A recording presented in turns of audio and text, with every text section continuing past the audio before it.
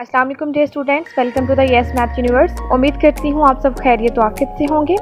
अगर आप मेरे चैनल पर नए हैं तो आगे बढ़ने से पहले चैनल को सब्सक्राइब करना और साथ ही बेल आइकन को प्रेस करना मत भूलिएगा। तो चलिए आज का टॉपिक स्टार्ट करते हैं। बिस्मिल्लाहिर्रहमानिर्रहीम। डियर स्टूडेंट्स, आज हम एक्सरसाइज 1.7 स्टार्ट करेंगे। जिस तरह हमने पहली एक्सरसाइजेज में सबसे पहले इंटीजर्स के स्क्वायर रूट फाइंड आउट करना सीखा, उसके बाद हमने फ्रैक्शन फॉर्म में हमारे पास नंबर्स थे उनके स्क्वायर रूट फाइंड आउट करना सीखे। आज हम डेसिमल्स के स्क्वायर रूट फाइंड आउट करना सीखेंगे। तो मेथड हमारे पास दो ही हैं, प्राइम फैक्टराइजेशन और डिवीजन मेथड। फर्स्ट क्वेश्चन में उसने हमें कहा है कि आप स्क्वायर रूट फाइंड करें डेसिमल्स के प्राइम फैक्टराइजेशन मेथड से। तो डेसिमल्स को हम एक्सरसाइज 1.1 से पहले डिटेल में डिस्कस कर चुके हैं।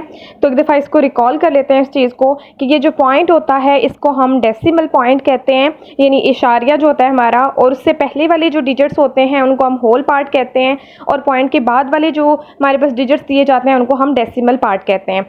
तो जिन वैल्यूज़ में हमारे पास पॉइंट इन्वॉल्व होता है उन हम वैल्यूज़ को डेसिमल, इंटीजर, डेसिमल नंबर्स कहते हैं।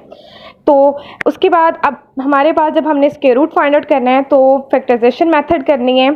तो सबसे पहला स्टेप क्या होगा कि हमें ये डेसिमल जो है पॉइंट जो इसको ख़त्म कर, छोटी क्लासेस में आप ये चीज़ सीख चुके हैं कि आपने किस तरह जो पॉइंट होता है उसको ख़त्म करके उसको फ्रैक्शन के फॉर्म में चेंज करना होता है। बहुत ही सिंपल तरीका है।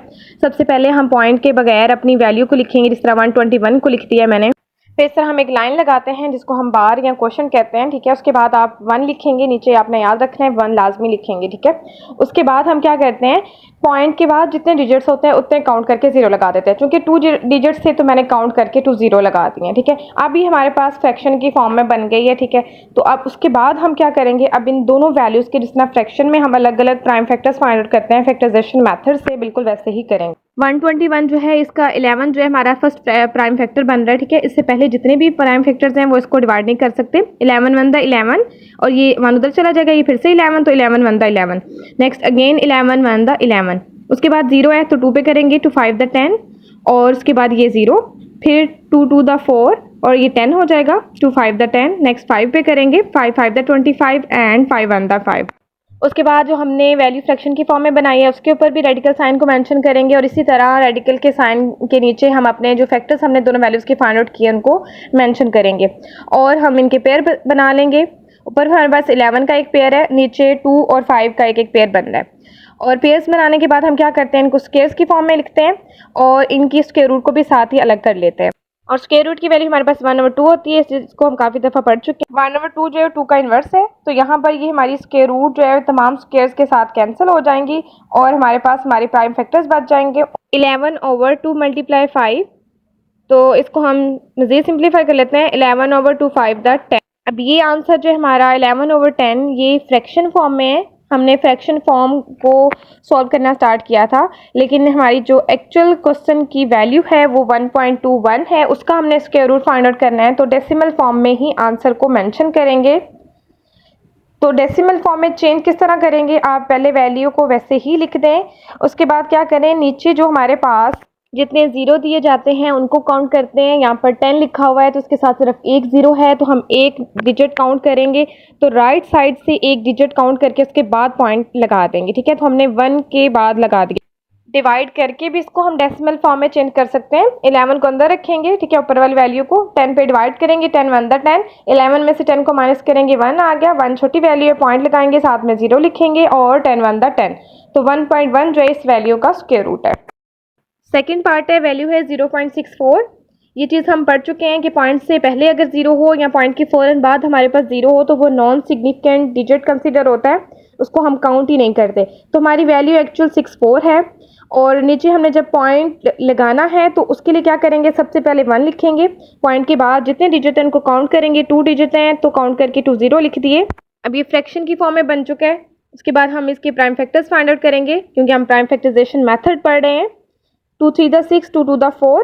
नेक्स्ट फिर से 2 पे करेंगे, 2 1 द 2 और ये 12 हो जाएगा, 2 6 the 12, 2 8 the 16, 2 4 the 8, 2 2 the 4, 2 1 the 2। 100 की फैक्टराइजेशन करेंगे, 2 5 द 10 और 0 वैसे आ जाएगा, 2 2 द 4 और 1 उधर चला जाएगा, 10, 2 5 द 10, 5 5 द 25 एंड 5 1 द 5। उसके बाद हम क्या करेंगे, जो हमने 64/100 लिखा हुआ है यानी फ्रैक्शन की फॉर्म में, उसके ऊपर भी रेडिकल साइन लिखेंगे, और जो हमने प्राइम फैक्टर्स फाइंड आउट किए हैं दोनों वैल्यूज़ के, उनके ऊपर भी रेडिकल साइन लिखेंगे।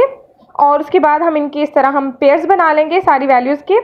पेयर्स हम इसलिए बनाते हैं ताकि हम इनको स्क्वायर्स की फॉर्म में लिख सकें, और फिर हम तमाम स्क्वायर्स को और स्क्वायर रूट्स को इस तरह अलग अलग लिखेंगे ताकि हम स्क्वायर्स को स्क्वायर रूट के साथ इजीली कैंसिल कर, तमाम स्क्वायर्स स्क्वायर रूट के साथ कैंसिल हो जाएंगे क्योंकि हमारे स्क्वायर्स और स्क्वायर रूट एक दूसरे के इनवर्स होते हैं।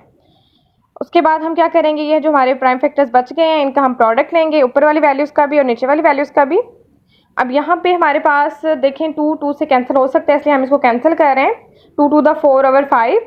अब ये आंसर फ्रैक्शन की फॉर्म में, लेकिन हमें क्वेश्चन जो है वो डेसिमल फॉर्म में दिया हुआ है, इसलिए हम इसको डेसिमल फॉर्म में चेंज करते हैं। 4 को अंदर रखेंगे, 5 पे डिवाइड करेंगे। 4 छोटी वैल्यूज थी, पहले ही पॉइंट लगा के 0 लगा देंगे 4 के साथ। 5 8 40, और इस तरह 0.8 जो है 0.64 का स्क्वायर रूट है। नेक्स्ट पार्ट नंबर 3 है, वैल्यू 7.29 है, इसको चेंज करेंगे फ्रैक्शन की फॉर्म में। 7 to 9 को वैसे ही लिखेंगे, नीचे हम 1 लिखेंगे, उसके बाद पॉइंट के बाद हमारे पास 2 डिजिट हैं तो काउंट करके यहाँ पे 20 लिख देंगे। अब ये फ्रैक्शन की फॉर्म में है तो हम इन दोनों वैल्यूज़ के अब बारी बारी अलग अलग फैक्टराइजेशन मेथड से प्राइम फैक्टर्स फाइंड आउट करेंगे।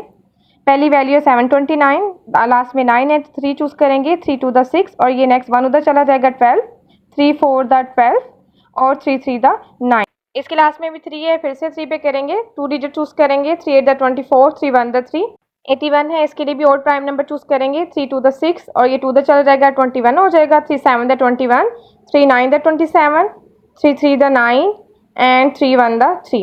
अब 100 की फैक्टराइजेशन करेंगे, लास्ट में 0 है तो 2 ही चूज़ करेंगे। 2 5 the 10, 0, 2 2 the 4, 1 उधर चला जाएगा 10, 2 5 the 10, 5 5 the 25 और 5 1 the 5। नेक्स्ट स्टेप में हमने क्या करना है, जो हमने फ्रैक्शन की फॉर्म में वैल्यू लिखी है इसके ऊपर भी इस तरह स्क्वायर रूट मेंशन करना है, और जो हमारे फैक्टर्स हैं उनके ऊपर भी स्क्वायर रूट मेंशन करना है, उनके पेयर्स बना लेने हैं। उसके बाद हम इस तरह स्क्वायर्स और स्क्वायर रूट को अलग कर लेंगे, ऊपर वाली वैल्यूज़ की भी और नीचे वाली वैल्यूज़ की भी, और जो स्क्वायर्स हैं उस स्क्वायर रूट को कैंसिल कर देंगे। 3 3 the 9, 9 3 the 27 over 2 5 the 10, तो 27/10 हमारा आंसर है। इसको हम चेंज करेंगे डेसिमल फॉर्म में, तो 27 को वैसे लिखेंगे, नीचे वाले 0 काउंट करेंगे। एक 0 है तो हमने क्या करना है, राइट साइड से एक डिजिट काउंट करके पॉइंट लगा देना है, तो 2.7 हमारा आंसर है। इसको डिवाइड करके भी फाइंड कर सकते हैं। 27 को अंदर रखेंगे, 10 to the 20, 27 में से 20 माइनस किया 7, ऊपर पॉइंट लिखेंगे और नीचे 0 ले आएंगे। 10 7 the 70, तो 2.7 हमारा स्क्वायर रूट है।